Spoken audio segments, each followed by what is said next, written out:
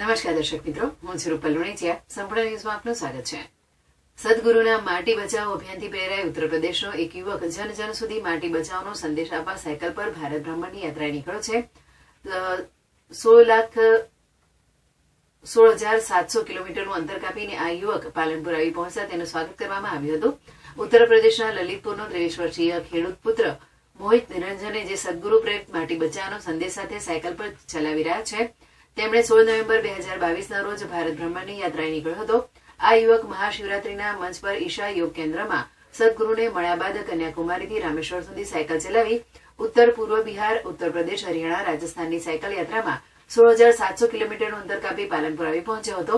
Cycle પર 30,000 કિલોમીટરનું અંતર કાપવાનું લક્ષ્ય ધરાવતા આ યુવકે થરાદમાં માટી પરીક્ષણ પ્રયોગશાળાની મુલાકાત લીધી અને માટીના સ્વાસ્થ્યને સુધારવા માટે બનાસ ડેરી અને માટી બચાવો પહેલ સાથે કામ કરતા ખેડૂતોને મળ્યો હતો.